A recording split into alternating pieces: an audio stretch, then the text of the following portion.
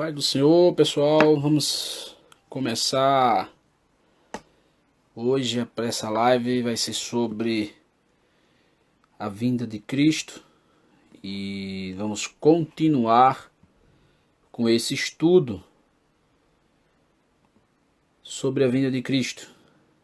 Vamos chamar o nosso professor, porque não podemos perder tempo por causa do tema, que é muito amplo.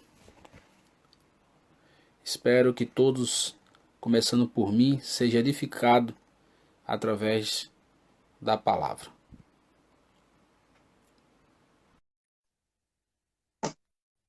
Um abraço aqui para a jovem Priscila, tenho certeza que a sua mãe, a irmã Maria Batista, e o seu pai está nos assistindo, em nome de Jesus.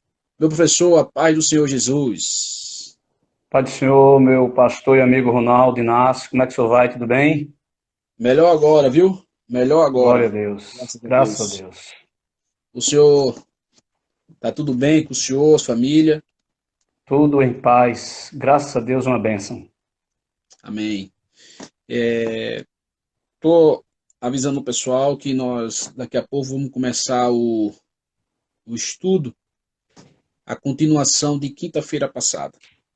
E também avisar o pessoal que já está disponível o mapa e quem quiser é só pedir. Eu tenho certeza que vai ajudar muito em nome de Jesus. Professor, o senhor fique à vontade em nome de Jesus.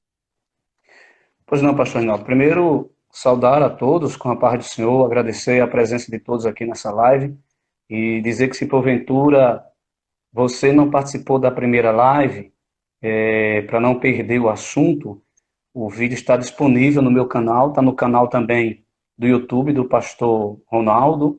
Você pode acessar um desses dois canais, que você pode lá ver a primeira parte do estudo, que foi a semana passada, na qual nós falamos a respeito do arrebatamento da igreja, a respeito do tribunal de Cristo, o julgamento dos crentes, e das bodas do Cordeiro. Porque, como eu disse a semana passada, nós somos pré-milenarista dispensacionistas, ou seja, nós acreditamos que o arrebatamento da igreja vai acontecer antes da grande tribulação. A grande tribulação, ela não é para a igreja.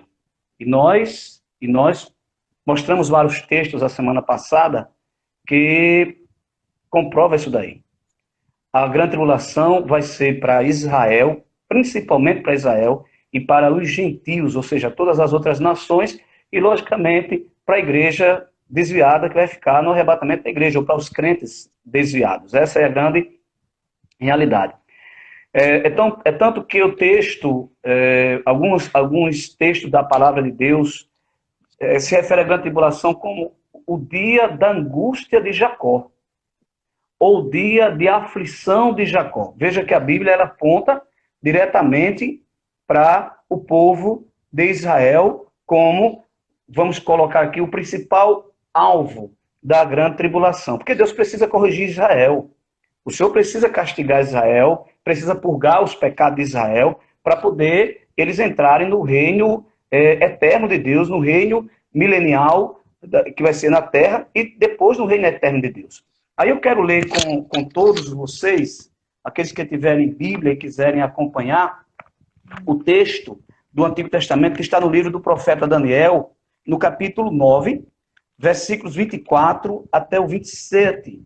Esse texto vai ser o texto base do nosso estudo hoje, para a introdução do assunto a respeito da grande tribulação.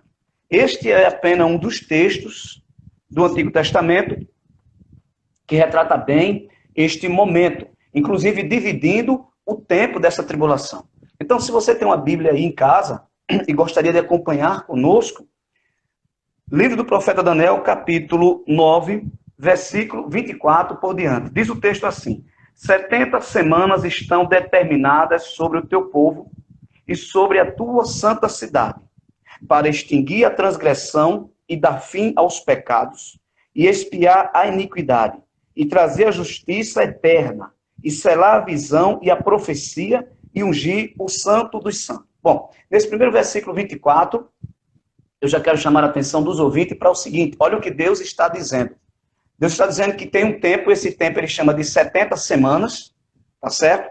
Eu posso adiantar já, e daqui a pouco vamos falar disso, que as 69 semanas dessa profecia já se cumpriram, estamos aguardando apenas a chamada 70ª semana de Daniel, mas veja o propósito pelo qual Deus está determinando a tribulação, para expiar a iniquidade. Os irmãos estão me ouvindo bem, né?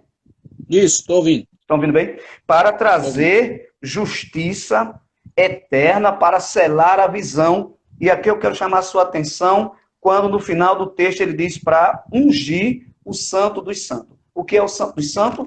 O Santo dos Santos é o lugar da presença de Deus no templo. Quem lê a Bíblia, quem estuda essa Sagrada Escritura, sabe que no modelo do tabernáculo tinha o átrio, que era o lugar do povo, tinha o santo lugar, onde ficava o altar de holocausto, onde ficava o candelabro, e tinha o Santo dos Santos. Certo, pastor Arnaldo? O Santo dos Santos era o lugar... Deixa eu colocar que fica melhor. O Santo dos Santos era o lugar onde Deus se apresentava a Moisés e aos sacerdotes em cima da arca. O texto está dizendo que Deus vai ungir esse lugar. E nós vamos saber por que é que Deus precisa ungir este lugar. Esse texto está apontando direto para a grande tribulação. Então vamos lá. 70 semanas, o propósito é purificar o pecado, tirar a iniquidade, estabelecer justiça para quem? O povo de Israel. Veja que o texto é claro. 70 semanas estão determinadas sobre o teu povo. Deus está falando para quem aqui? Daniel. Daniel pertence a que povo? Povo judeu. Ok? Então isso aqui precisa ficar muito claro. Na hora que o anjo está dizendo isso a Daniel, porque está respondendo a oração, ele está dizendo para quem é essa profecia que está entregando, para quem são essas semanas. Continuando. Aí ele diz, sabe e entende, desde a saída da ordem para restaurar e para edificar Jerusalém. Ora, quem foi que deu a ordem para restaurar e edificar Jerusalém? O rei Ciro da Pérsia. Lembrando, é preciso observar que isto aqui é uma resposta que o anjo está trazendo a Daniel, depois que ele ora por quase 21 dias, tá certo? Pelo retorno de quem? De Jerusalém, do povo judeu, perdão, para onde? Para Jerusalém. O povo estava onde aqui? Estava no cativeiro, estava em Babilônia.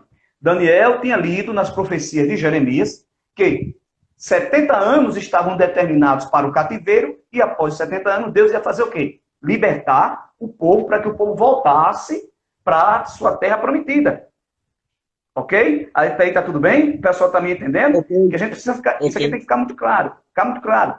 Então, quando Daniel vai orar, esperando uma resposta, depois de 21 dias, o anjo chega com a resposta e agora está dizendo a ele isso aqui. Ele responde que vai restaurar, aí ele diz, olha, sabe e entende, desde a saída da ordem para restaurar e para edificar Jerusalém até o Messias, ele está dizendo o seguinte, desde a saída da ordem, desde o tempo em que Ciro editar a ordem, para sair o povo e voltar, para restaurar a cidade de Jerusalém, construir o templo, até o Messias. Que Messias? Jesus Cristo, tá certo? Até esse tempo, ele diz aqui, até o Messias, o príncipe, 7 semanas e 62 semanas. As ruas e as tranqueiras se edificarão, mas em tempos angustiosos. O que é que o texto está dizendo? Que entre a saída de Ciro, certo? A ordem de Ciro para sair o povo de Babilônia, para voltar para restaurar Jerusalém, até a vinda de Jesus, a sua primeira vinda, sua morte e sua crucificação, que ele chama aqui de Messias o príncipe, estão determinados 69 semanas. Segundo os estudiosos, pastor Ronaldo e os demais que estão me ouvindo, quando pega esse tempo, que isso aqui são semanas de anos, e divide, dá exatamente 483 anos, que pelo calendário, o calendário judaico, é justamente o tempo entre o povo está retornando para Jerusalém e vai edificar a cidade, e agora, quando Jesus é crucificado em Jerusalém. Ou seja, 69 semanas dessas 70 já se cumpriram, está restando apenas quanto? A última semana, a 70ª semana, que refere-se justamente à tribulação. Aí ele continua dizendo, e depois das 62 semanas, será tirado o Messias e não será mais.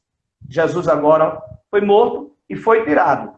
Tá certo? Aí ele diz: e o povo do príncipe que há de vir destruirá a cidade e o santuário, e o seu fim será como uma inundação, e até o fim haverá guerra, estão determinadas assolações. Esse povo do príncipe aqui, este príncipe aqui, não é mais Jesus, é o anticristo. E o escritor está dizendo que esse anticristo vai vir, tá certo? Depois que começar a grande tribulação, ou seja, começar as 70 semanas de Daniel, o povo do príncipe, os gentios vão pisar Jerusalém, os gentios vão invadir Jerusalém, será um tempo de angústia para Jacó, e esse príncipe, que é o anticristo, o versículo 17 diz: ele firmará um concerto com muitos por uma semana. O que é que vai acontecer na grande tribulação? Porque a grande tribulação, automaticamente, ela começa e o anticristo vai estar dentro desse cenário. O anticristo vai fazer uma aliança com Israel. O anticristo vai reconstruir o templo de Israel. O anticristo vai solucionar o problema de conflitos de Israel. O que é que vai acontecer? O povo de Israel vai abraçar o anticristo como se ele fosse quem? O Messias. Estão compreendendo? Amém. O pessoal está me ouvindo? Está ouvindo? Vai abraçar como se fosse o Messias. E o que vai acontecer? Ele vai restaurar o culto dentro de Israel. Aonde? No templo. Os sacrifícios vão voltar a acontecer, as ofertas voltarão a ser oferecidas sobre os altares, tanto o altar do holocausto como o altar do incenso. Todo o ritual do judaísmo, que é tudo que o judeu ortodoxo quer praticar e exercer dentro de Jerusalém, vai ser agora ofertado, vai ser possibilitado por quem? Por essa figura que é o anticristo, que foi chamado aqui de o príncipe do povo. Israel, nesse primeiro momento, vai fazer o quê? Uma aliança. Mas olha o que o texto diz. Olha o que o texto diz. E na metade da semana, ou seja, quando chegar 3 anos e meio da tribulação, ele fará cessar o sacrifício e a oferta de manjares, e sobre as asas das abominações virá o assolador, e isso até a consumação, e o que está determinado será derramado sobre o assolador. O que é que vai acontecer aqui? Jesus falou desse texto. O anticristo vai mandar, na verdade, o falso profeta, a gente vai daqui a pouco para Apocalipse 13, o falso profeta vai mandar construir uma imagem do anticristo e vai ordenar que toda a terra adore a ele, esse anticristo. O falso profeta dará poder a esta imagem vai falar. Qual é o grande problema agora? É que essa imagem será colocada dentro do templo, no Santo dos Santos. Por isso o texto lá em cima diz que ele vai precisar fazer o quê? Ungir, consagrar o Santo dos Santos que foi profanado. Foi profanado com o quê? Com a imagem do anticristo. Veja, quais são as figuras que a gente vai ter na grande tribulação que vai estar no controle de tudo? O anticristo no controle político e econômico e o falso profeta no controle religioso. A religião mundial, a grande religião. Então, é o falso profeta que ordenará que todas as pessoas adorem a quem? O anticristo. Nesse momento, o que é que vai acontecer? Os judeus vão romper o acordo ou o concerto com o anticristo. E isso vai acontecer na metade final da grande tribulação. E aí começa o que Jesus vai chamar de as dores de parto. Ok? Eu quero convidar os meus ouvintes aí, os irmãos e as irmãs que estão participando, para a gente ir para Mateus 24. Estamos estudando sobre a grande tribulação. Mateus 24. Eu disse a semana passada, e vou repetir, pastor Ronaldo e os demais ouvintes, que muitas das vezes as pessoas pegam esse texto de Mateus 24 e colocam isso aqui como se fosse Jesus instruindo a respeito do arrebatamento da igreja. Aí não é. Não é por quê? Primeiro, porque a gente precisa olhar o texto no versículo 1, Mateus 24, versículo 1. E quando Jesus ia saindo do templo, aproximaram-se dele os seus discípulos para lhe mostrarem a estrutura do templo. Jesus está saindo do templo, os discípulos se aproximam e dizem: Jesus, olha a estrutura do templo. Jesus, porém, lhes disse: não vedes tudo isso? Em verdade vos digo que não ficará aqui pedra sobre pedra que não seja derribada. Versículo 3. E estando assentado no Monte das Oliveiras, chegaram-se a ele os seus discípulos em particular, dizendo: Dize-nos quando serão estas coisas, que senão haverá da tua vinda e do fim do mundo. Então vamos parar para pensar. Nesse momento, os discípulos de Jesus eram igreja ou judeu? Eram judeus. Judeu. A ideia de... O que eles estão perguntando aqui a respeito do reino. Jesus não introduz aqui o conceito do arrebatamento da igreja. Aliás, Jesus nem podia fazer isso, porque iria confundir a cabeça dos seus discípulos. Todas as perguntas aqui estão direcionadas ao reino. E eles fazem 3 perguntas a Jesus. Ele diz: dize-nos quando serão estas coisas, ou seja, quando é que o templo vai ser derribado, não vai ficar pedra sobre pedra? Qual é o sinal, ou que sinal haverá da tua vinda?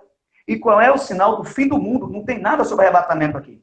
E Jesus agora começa a responder, inclusive Jesus começa a responder a última pergunta. O sinal do fim do mundo, ou seja, os finais dos tempos começarão a ser inaugurados justamente na grande tribulação. E quando a gente vai estudando o texto, o que é que Jesus vai prever? Vai aparecer falsos profetas, vai aparecer falsos cristos, vamos ter guerras, fomes, pestes. É isso que ele está dizendo, né? Olha só, peste, fome, guerra, morte.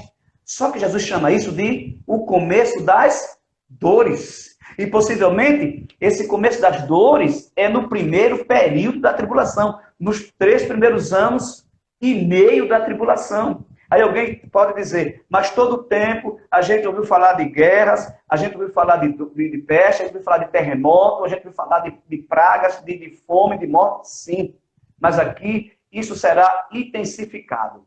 Isso será num volume bem maior. E o que é que vai acontecer? Jesus vai dizer que isso aqui é apenas o começo das dores. E entenda, nesse primeiro momento aqui, Israel está beleza com o anticristo. Israel está num acordo com o anticristo. Israel está na aliança com ele. Aí, quando a gente vai para Apocalipse, do capítulo 6 até o capítulo 18, está falando a respeito das pragas, ou dos juízos, ou dos ai de Deus, da ira de Deus que vai ser derramado sobre a terra durante esse tempo. Então, a partir do capítulo 6, o que é que eu tenho? Os 7 selos. Capítulo 5, João vê o que está sentado à destra, né? Ou o que está sentado no trono, vê a destra dele um livro, selado por 7 selos. O anjo pergunta, você conhece a história? Quem pode abrir os 7 selos? E ele olhou, viu na terra que não tinha ninguém. Ele disse, eu estava chorando e eu chorava muito. Até que um ancião de dia disse, não chore mais, porque o leão da tribo de Judá que morreu, mas viveu. Ele é digno de abrir os 7 selos, porque é Jesus quem pode, olha só, é Jesus quem está liberando os ais, a ira de Deus para ser derramado sobre a terra. E começa a abrir os selos. Quando começa a abrir os selos, pastor Ronaldo e demais ouvintes, no capítulo 6 de Apocalipse, o que é que João começa a ver? Ele começa a ver cavaleiros, gente montada em cavalos, homens montados em cavalo, aliás. E o primeiro cavalo que ele vê é um cavalo branco. E uma pessoa está montado nele. E diz que essa pessoa recebe uma coroa e poder para vencer. Aí alguém às vezes não lê o texto e pensa que está falando de Jesus. Não é. Na verdade aqui são o falso profeta, são as falsas profecias, a falsa religião. Isso aqui é o engano. Jesus diz em Mateus 24, tenha cuidado. Olha o que diz o texto 4. E Jesus respondendo disse, acautelai-vos que ninguém vos engane. Por quê? Porque a grande tribulação será um tempo de intenso engano religioso. As pessoas serão enganadas. E quer saber uma coisa, pastor Ronaldo e demais ouvintes? Deus vai permitir. Deus vai entregar as pessoas ao engano. Sabe por quê? Eu vou mostrar no texto de 2 Tessalonicenses, capítulo 2. A gente vai já para lá, pastor Ronaldo? Onde Deus vai dizer, onde Paulo vai dizer pelo Espírito Santo, que Deus ele vai entregar as pessoas ao engano. Por quê? Porque as pessoas rejeitaram a verdade. Compreende? Sim. Esses textos têm que ser intercalados. Então, Jesus disse aqui, olha. E Jesus respondendo disse-lhe, acautelai-vos que ninguém vos engane, porque muitos virão em meu nome dizendo, eu sou Cristo, e enganarão a muitos. O cavalo branco, com um homem montado com a coroa, a quem foi dado o poder de vencer, ou seja, o poder de enganar, são ou representa os falsos profetas. Lembre, isso aqui é só o começo das dores. Vamos para 2 Tessalonicenses, capítulo 2. Eu quero dizer aos nossos ouvintes aqui, os nossos participantes, que não tem como estudar um texto desse sem usar a Bíblia. Esse mapa mental que eu distribuí aí para vocês é justamente para este auxílio. E olha o que eu estava dizendo aqui. Olha o que eu estou dizendo aqui, capítulo 2, e o versículo 8, por diante. E então será revelado o iníquo. Esse iníquo é o anticristo, a quem o Senhor desfará pelo assopro da sua boca e aniquilará pelo esplendor da sua vinda. A esse cuja vinda é segundo a eficácia de Satanás, com todo o poder e sinais e prodígios de mentira. Mentira, engano. Agora, olha o versículo 10.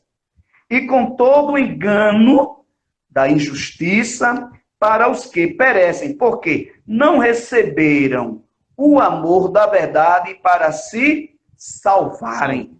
Agora, olha o versículo 11. E por isso Deus lhes enviará a operação do erro, para que creiam na mentira. É sério, pastor? Meu irmão, minha irmã, meu amigo que estamos participando desse estudo, é muito sério. Aí as pessoas têm que levar mais a sério isso. Tem que levar a sério, pastor. Aliás, o estudo da escatologia bíblica, isso aqui é para a gente cada dia mais zelar pela nossa vida em Cristo e subir no arrebatamento. Porque isso aqui, para quem ficar, vai ser coisas terríveis. O engano, se a gente hoje, pastor, vê muita mentira, o que hoje o pessoal deve ter um nome bonito, né? As mentiras e as falsas notícias chamam de fake news. Né? Isso aqui vai ser intensificado. A mentira aqui será a verdade. E o coração das pessoas estarão inclinado para a mentira. Por quê? Porque no tempo da graça, que é esse tempo que eu e o Senhor estamos vivendo, que todos nós estamos vivendo, eles estão rejeitando o amor e a verdade de Deus. Então, quando chegar aqui, Deus vai enviar a ele a operação do erro. Vai permitir. Diga aí. João olhou e viu depois que saiu um cavalo vermelho. E o que estava montado sobre ele estava ordenado para tirar a paz. O que é isso? Guerra. Quando eu não tenho paz, o que é que eu tenho? Guerra. Lembre-se, é somente o começo das dores. Isso aqui é só o começo, o negócio está só no começo da tribulação. Está só no começo da tribulação. Eu tenho guerras. O cavalo vermelho que representa a guerra. Depois João viu um cavalo preto. E quem estava montado sobre ele tinha uma balança na mão. E vai dizer que ele diz uma medida de trigo, portanto, o valor representa a fome. Será tempos de escassez, de fome. Depois João disse, eu olhei e vi um cavalo amarelo. Aí dá-se o nome ao cavalo amarelo. Isso é capítulo 6 de Apocalipse, cujo nome se chama Morte. E o inferno andava atrás dele. Para matar, olha o texto, a terça parte dos homens na terra. Então haverá muita morte, muita guerra. Tem gente que está muito assustado com a pandemia do coronavírus. E eu não estou dizendo aqui que as pessoas não devam se preocupar. Outro dia alguém perguntou, irmão Júnior, isso são sinais da volta de Cristo? Sim, são sinais da volta de Cristo. Mas não se pegue nisso para achar que é o sinal de Mateus 24. Não, isso nem é começo das dores. Não é nem princípio das dores. Nem é. Né? E a gente está vendo o desastre que está acontecendo aí. Hoje mesmo eu estava vendo na notícia aí, lamentavelmente, 50 mil mortos nos Estados Unidos. 50 mil mortos nos Estados Unidos, lamentavelmente. Estamos aqui extremamente lamentando essa situação. Mas eu quero dizer que esse tempo aqui, essas coisas serão intensificadas às centenas. Por isso o crente precisa estar no sangue de Cristo, por isso o crente precisa estar arraigado em Jesus para subir no arrebatamento da igreja. Então, essa é a abertura dos selos. Agora, vamos para o versículo 15 de Mateus 24. Porque o versículo 15 de Mateus 24, Jesus está citando o texto que eu li lá em Daniel, no capítulo 9, versículo 27. Olha o que Jesus diz. Quando, pois, virdes que a abominação da desolação, de que falou o profeta Daniel, está no lugar santo, quem lhe entenda. Veja, Jesus está citando quem? Daniel. E ele fala de uma abominação que vai estar no lugar santo. Pastor Ronaldo e demais ouvintes. O texto da profecia de Daniel ele teve um cumprimento parcial quando Antíoco Epifânio, que governou 165 a.C., uma parcela do mundo onde Jerusalém estava incluído. Esse cara prefigura o anticristo. Esse cidadão, simplesmente ele se dá o nome de Epifânio, porque a palavra Epifânio no grego, a tradução é Deus revelado, então ele se achava o próprio Deus. E ele entrou no templo durante uma celebração, durante o sacrifício, matou o sumo sacerdote e sacrificou um porco no altar. Achou porco, colocou dentro do templo uma estátua do deus Zeus e obrigou que as pessoas adorassem a ele. Mas era apenas uma parcela do cumprimento. O cumprimento real disso aqui vai acontecer quando o anticristo, quando a besta, o falso profeta, colocar a imagem do anticristo no santo dos santos. Jesus está dizendo, quando isso acontecer, isto é o sinal para começar agora as dores de parto. Porque Israel vai romper com o anticristo. Apocalipse 13, vamos lá. Apocalipse 13. Tudo isso aqui, gente, é a grande tribulação. Apocalipse 13. Olha o que diz o versículo. Vamos ler a partir do versículo 14.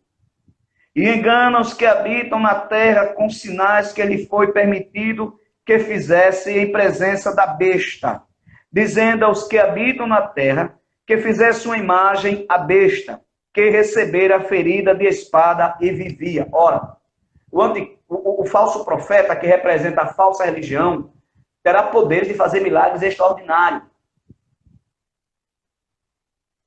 Por isso que a nossa fé em Cristo não pode se estabelecer em milagres. Tem que se estabelecer naquilo que Cristo é. A gente tem que continuar crendo em Cristo, mesmo sem resposta, mesmo sem milagre. Agora, observe, pastor, como pessoas que vivem atrás apenas de milagres, daquilo que Deus tem para dar, que não se preocupam com a sua vida e pôr sua vida no altar, mas quer apenas as benesses de Deus. Como essa pessoa, se não tiver uma vida pautada na vontade de Cristo, se ela fica num negócio desse, como ela vai ser enganada? Porque quando vê os milagres extraordinários, pronto, vai se embriagar. Porque aqui será... Olha, Jesus disse que ele falava tão extraordinário milagre, que se possível fosse, enganaria até os escolhidos. Porque vai fazer descer fogo do céu. O senhor conhece algum pastor nessa dispensação que fez descer fogo do céu, pastor Ronaldo? Algum profeta? Nenhum, né? Sim. Agora imagine isso aqui. Muita gente vai gritar, viu? Muita. Imagina. Gente. Não. Muita. E olha, pastor, mas olha o que é que o falso profeta faz. Manda fazer o quê? Uma imagem. Para homenagear quem? O anticristo. Ele mesmo. O anticristo. Continuando, versículo 15. E foi-lhe concedido que desse espírito à imagem da besta, para que também a imagem da besta falasse, e fizesse que fossem mortos todos os que não adorassem a imagem da besta. Agora vamos parar aqui. Israel vai adorar aqui? Não vai. Por isso que ele vai romper. Quando o anticristo, cumprindo o que Daniel disse no capítulo 9, versículo 27. E Jesus ratifica no capítulo 15, no capítulo 24 e 15 de Mateus, a abominação da desolação. Quando Israel vê que aquele com o qual eles fizeram uma aliança colocou a sua própria imagem. Essa imagem recebe espírito demoníaco e ela fala. Ela diz blasfêmias contra Deus. E agora todo mundo será obrigado pelo falso profeta para adorar a imagem, porque quem não adorar morre. Israel vai romper o acordo. Israel vai romper a aliança. E o que é que vai acontecer? Vamos de novo, Mateus 24, porque é justamente aí que Jesus vai continuar dizendo. Então, os que estiverem na Judéia, que fujam para os montes. E quem estiver sobre o telhado, não desça a tirar alguma coisa da sua casa. E quem estiver no campo, não volte atrás a buscar as suas vestes. Jesus está dizendo, resumindo, corra. corra para longe, fuja, porque quando você vê a abominação que está no lugar santo, ou seja, vai colocar no santo dos santos, olha que sacrilégio. Ele está dizendo, nesse momento, vocês vão romper o acordo com o anticristo, vocês vão enxergar quem é o anticristo, e vocês precisam correr. Por quê? Porque a mortandade vai ser grande. Vai ser muita gente morta. Mas ele está dizendo, corra. Aí ele diz, olha, mas ai das grávidas e das que amamentam naquele dia. Dá para correr grávida? Dá? Uma mulher grávida corre. E uma mulher com um menino no colo corre, dando de mamar. Então Jesus está falando exatamente dessa dificuldade. Ele diz, orai para que a vossa fuga não aconteça no inverno, nem no sábado. Gente, isso aqui não é para a igreja, isso aqui é para Israel. Isso aqui é grande tribulação. Nesse momento a igreja já está nos céus, em glória, com Cristo, já terá sido arrebatada, olha, e estará desfrutando das benesses celestes. Aí Jesus diz, olha, porque haverá então grande aflição, como nunca houve desde o princípio do mundo até agora, nem tampouco haverá jamais. A palavra aflição desse texto, o texto grego, é o mesmo texto utilizado para tribulação. É a mesma palavra. E Jesus está dizendo que esses dias, esses 3 últimos anos e meio da grande tribulação, será de uma aflição tão grande como nunca aconteceu antes e nunca vai acontecer depois. Vocês estão me ouvindo? É muito sério. É muito sério. Eu estou ouvindo. É muito sério. Muito sério. Olha muito o sério, versículo. muito sério. Aí Jesus diz, e se aqueles dias não fossem abreviados, nenhuma carne se salvaria, mas por causa dos escolhidos serão abreviados aqueles dias. O próprio Deus que vai derramar a sua ira sobre a terra, porque além disso, dos 7 selos, que a gente só falou do 4º selo, né? Além dos 7 selos, a gente falou do 4º selo. O 5º selo, João vê as almas dos mártires que foram mortos durante a grande tribulação, debaixo do altar, clamando, dizendo, até quando, ó grande Deus, tu não julgas o nosso sangue daqueles que estão sobre a terra? E João diz que ele ouve uma voz que diz que eles esperassem mais um pouco, porque ainda aquele número dos mártires ia aumentar. Muitos ainda iriam morrer por causa do testemunho que teriam que dar a respeito de Cristo. Está vendo aí a coisa? No 6º selo, a gente vai ler daqui a pouco, no 6º selo começa a se desenhar a batalha do Armagedon. E além do selo, ainda a gente tem as 7 trombetas e as 7 taças da ira de Deus. Tudo isto é durante a grande tribulação. Então, eu não creio, pastor Ronaldo, eu não acredito, meus amigos que me escutam, meus irmãos e irmãs e participantes, eu não acredito que Jesus salvou uma igreja crente para deixar ele passar por isso aqui.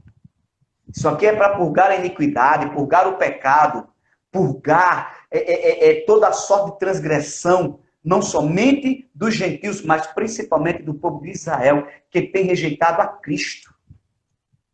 Esta é a realidade. Então, isso aqui é a grande tribulação. Aí Jesus diz, olha, então se alguém vos disser, eis que o Cristo está aqui ou ali, não lhes dê crédito. Ouvido. Porque surgirão falsos cristos e falsos profetas. Olha o detalhe. E farão tão grandes sinais e prodígios, que se possível fora, enganariam até os escolhidos. Eis que eu vos tenho predito. Logicamente, Jesus estava dizendo isso aos seus discípulos. Esses discípulos se tornariam igreja, mas o conceito de igreja ainda não está formado aqui. Ele vai ser formado depois da inauguração dessa igreja no dia de Pentecoste.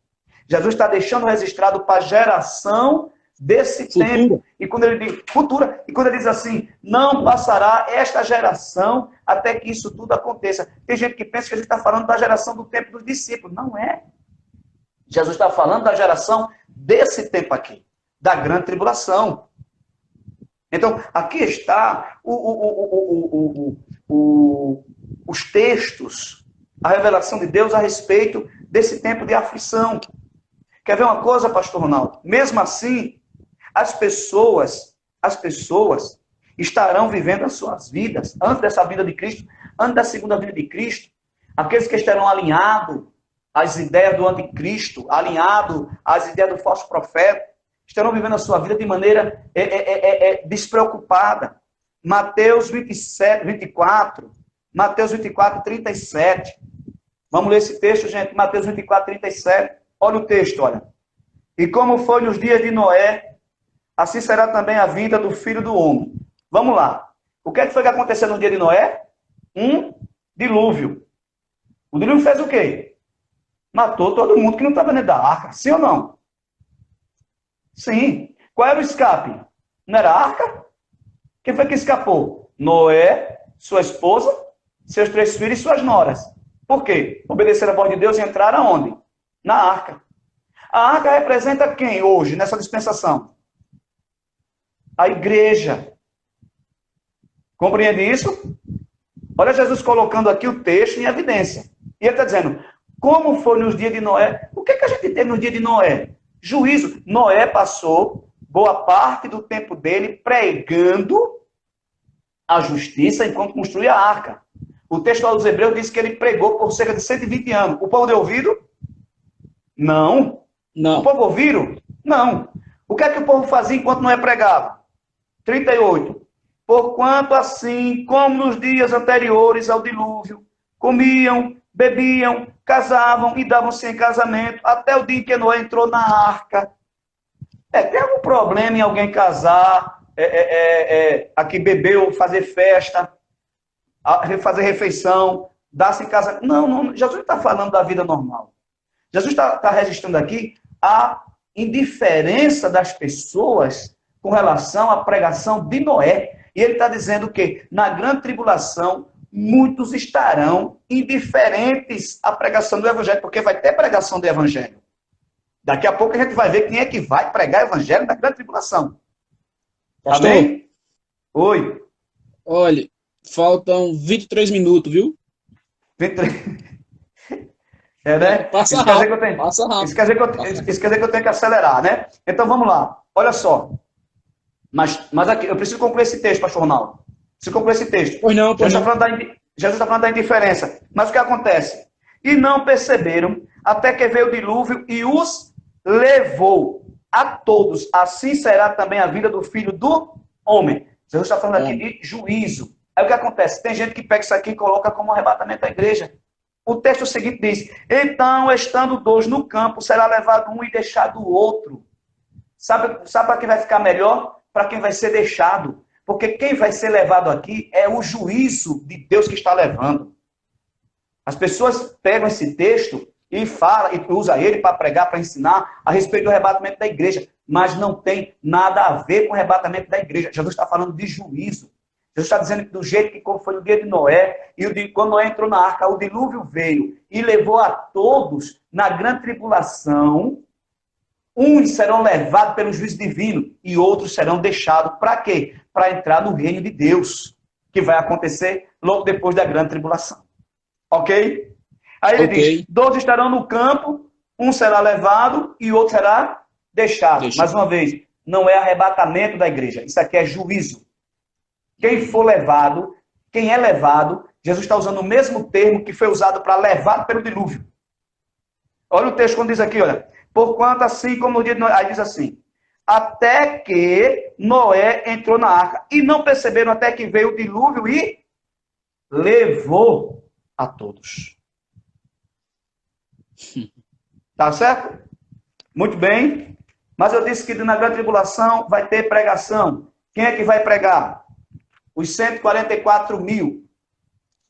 144 mil. Apocalipse, capítulo 7. Pessoal, está ficando claro isso aí, pessoal? Apocalipse, capítulo 7.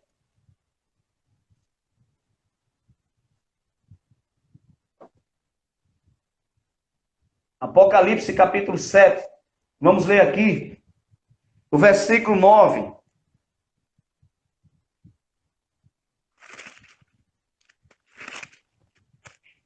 Aliás, o versículo 4. E eu vi o número dos assinalados, e eram 144 mil, assinalados de todas as tribos dos filhos de Israel. Eu vou parar aqui e dizer o seguinte. O anticristo não vai assinalar o seu povo? Não vai marcar com a marca da besta o seu povo? Vai. Sim. Porque ele vai estabelecer, ou seja, marca quer dizer controle. Sinal quer dizer posse. Lembra que a gente somos selados pelo Espírito? Nós somos marcados pelo Espírito. Paulo diz lá em Efésios que nós somos selados pelo Espírito. Esse selo de Deus que colocou em nós, o Espírito Santo, é controle, é posse. É dizendo que Deus tem posse sobre nós. O anticristo, quando marcar as pessoas com a marca da besta, que é chamada de 666, aqueles que receberam a marca, pertencerão a quem? A o anticristo. Ou seja, recebendo a marca na grande tribulação, não tem escapatória. Já está condenado, porque está marcado, está dizendo que pertence ao anticristo. Mas Deus vai separar de cada tribo de Israel 12.000 e vai assinalar eles, ou seja, vai marcar eles, vai selar eles e vai espalhar esse povo pelo mundo. Para quê? Para pregar o evangelho. Os 144.000 serão os pregadores do evangelho. Mas deixa eu dizer uma coisa aqui. Esse evangelho que eles vão pregar não é o evangelho do arrebatamento que eu e o senhor e a igreja prega hoje. Eles vão pregar o evangelho do reino. Agora, olha que coisa linda é a palavra de Deus. Olha o que diz Mateus 24. Mateus 24. E aí tem crente se enganando com esse negócio aqui, pastor Ronaldo. Olha, Mateus 24, versículo 14. E este evangelho do reino será pregado em todo o mundo, em testemunho a todos os gentios ou todas as nações. E então virá o fim. Sim. Sabe o que é que tem crente? O fim. Sabe o que é que tem crente dizendo que esse texto aqui diz, Jesus não vem agora não, o evangelho não foi pregado em todo o mundo? A janela 1040, ainda, meu amigo, e nem vai. O evangelho vai ser pregado em todo... Não tem gente enganado. Aí tá brincando de crente. Isso aí tá pegando muita gente agora, viu? Pegando, tá brincando de crente, porque tá dizendo assim, Jesus disse que o fim só vai vir quando o evangelho do reino, filho. Quem vai pregar esse evangelho aqui, na grande tribulação, em todo o mundo, são os 144.000 assinalados. Judeus que Deus vai levantar para pregar o evangelho do reino, para dizer às pessoas que se convertam a Cristo, para entrar no reino. Quer ver mais um textinho, pastor Ronaldo? O versículo 13, que é o versículo anterior. Mas aquele que perseverar até o fim será salvo. Até o fim de quê, no fim? Até o fim da grande tribulação. Aqueles que não se renderem à perseguição, ao martírio, aqueles que não se renderem à pressão do anticristo, aqueles que puderem dar a sua vida, se for preciso, será salvo. Logicamente, eu vou só concluir, eu sei que o senhor está aí, eu vou só concluir. Se o senhor quiser, nós podemos entrar em outra live. Quando acabar essa, a gente entra automaticamente na outra. Quer abrir para as perguntas, para não cansar o povo? Quer abrir para as perguntas? Se quiser fazer as perguntas, mas eu posso fazer a outra live depois dessa agora. Olha, eu estou à disposição. Mas quero fazer perguntas agora a respeito da grande tribulação? Se o senhor aceitar, nós fazemos... Eu aceito, eu concordo. Agora, isso aqui ficou claro. A pregação desse evangelho do reino... Termina o que o senhor ia falar. Pronto. O texto, mas aquele que perseverar até o fim será salvo. O princípio desse texto é para todo crente. O princípio desse crente é para todo crente. Todo crente precisa perseverar até o fim da sua vida para ser salvo. A salvação, ela é garantida em Cristo, mas também exige uma perseverança. Mas a literalidade desse texto, a aplicação desse texto é para a grande tribulação. Mais uma vez, gente, se você não vir assim, a partir de hoje, quando ler Mateus 24, entenda, aí não se refere à igreja, se refere aos salvos, se refere aos condenados, se refere aos que vão receber juízo durante a grande tribulação. Ok? E os 144.000, eles irão pregar o evangelho do reino em todo o mundo, e as duas testemunhas que a gente vai falar, se possível, depois também, só que em Jerusalém. Eu estou aberto às perguntas. Pronto, eu vou fazer algumas perguntas que o pessoal está fazendo, e alguns já estão perguntando sobre as duas testemunhas. Então, vamos fazer o seguinte. Pois não. Nós vamos responder as perguntas da grande tribulação. Certo. E vamos fazer outra live. Certo? Os irmãos que estão aqui nos acompanhando, nós vamos fazer outra live. E essa outra live, o pastor vai falar sobre as duas testemunhas e o Magedon. Dá certo, pastor? Dá. Inclusive, as duas testemunhas estão dentro do contexto da grande tribulação também, viu? Da grande tribulação também? Isso, Pronto, as duas testemunhas estão dentro da grande tribulação também. Mas vamos fazer as perguntas. Faça as perguntas. pronto, nós temos aqui. Deixa eu começar a fazer a pergunta aqui para o senhor. A primeira pergunta é deixa eu ver aqui em cima, peraí, calma. A primeira, as duas testemunhas se enquadram nesse período da pregação do evangelho? Sim, as duas testemunhas se enquadram, só que elas vão pregar, basicamente, dentro de Jerusalém, dentro de Israel. Naquela região, os 144 mil, eles saem para o mundo, pregar no mundo. Outra coisa, os 144 mil apenas... Oi. O senhor tem 15 minutos ainda dessa live, pode continuar. Pronto. Se quiser entrar nessas duas testemunhas, o senhor já pode entrar. Pronto. É capítulo 13 de Apocalipse. Vamos lá. Aliás, capítulo 11 de Apocalipse. Capítulo 11 de Apocalipse. Essas duas testemunhas, veja bem, os 144 mil, eles irão pregar evangelho em todo o mundo. As duas testemunhas irão pregar especificamente em Jerusalém, naquela região ali. Outra coisa, essas duas testemunhas só não pregam, elas têm poder de operar maravilhas. Elas serão contrapartida, vamos dizer assim, oposição às ações do anticristo. Certo? Vamos ler? Certo. Vamos ler.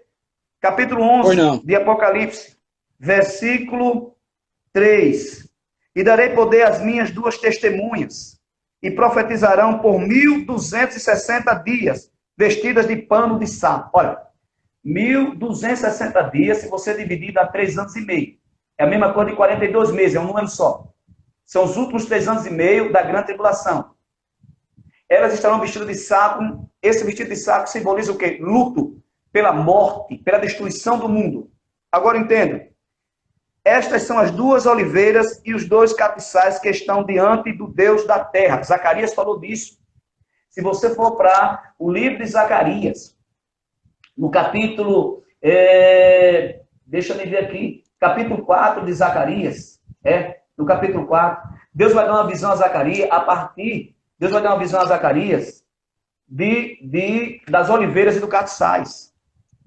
No contexto de Zacarias, a oliveira e o castiçal representavam duas figuras do Antigo Testamento, que era Esdra e Zorobabel, ou seja, Esdra e Josué, Zorobabel e Josué, que tinham voltado do cativeiro liderando as pessoas para a reconstrução do templo.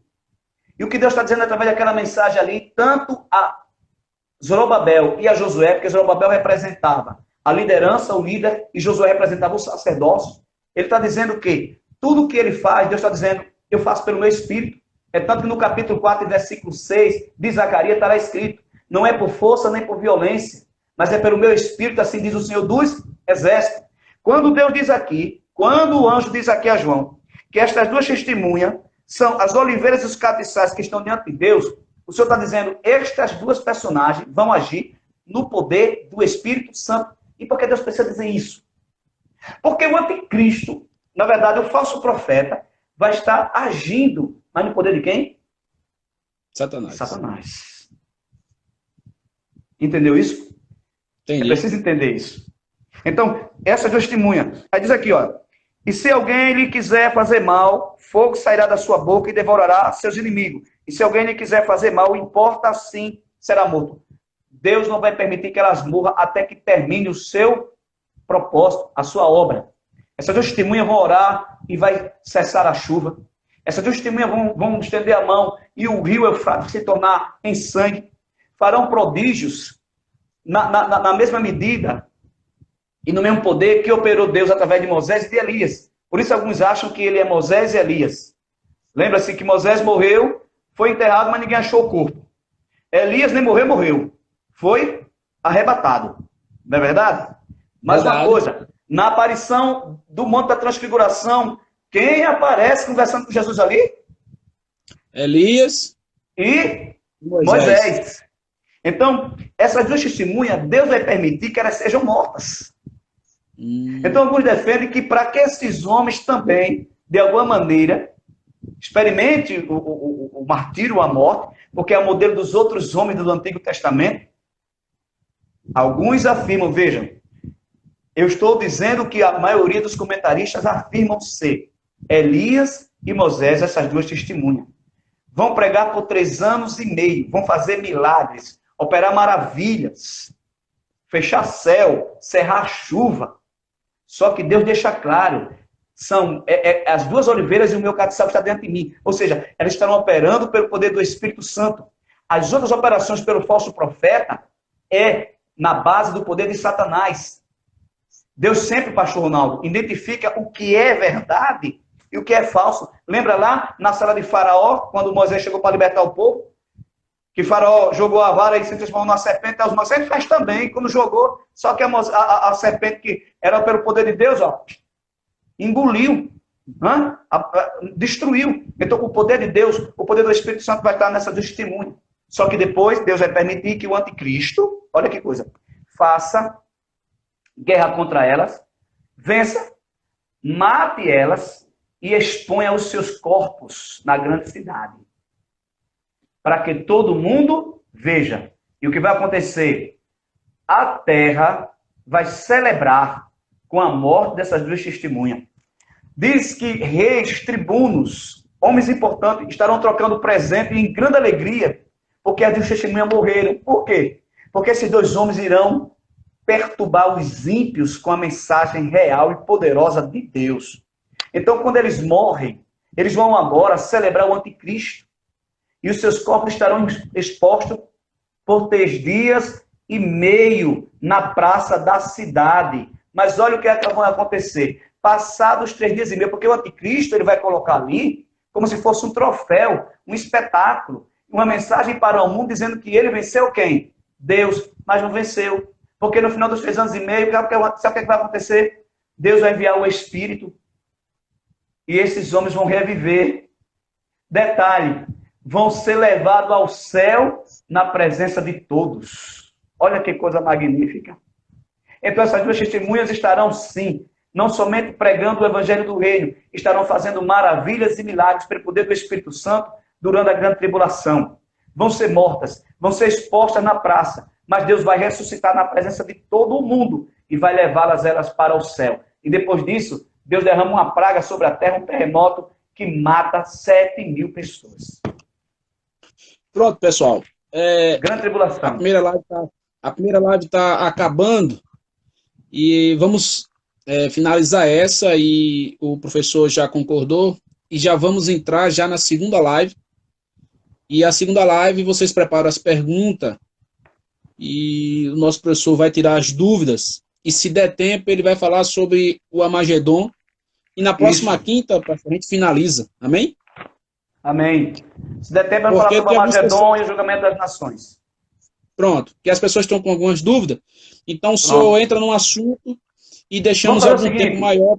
Diga. Não, vamos fazer o seguinte. Vamos começar outra live tirando as dúvidas, porque certamente é dúvida a respeito do assunto que eu falei.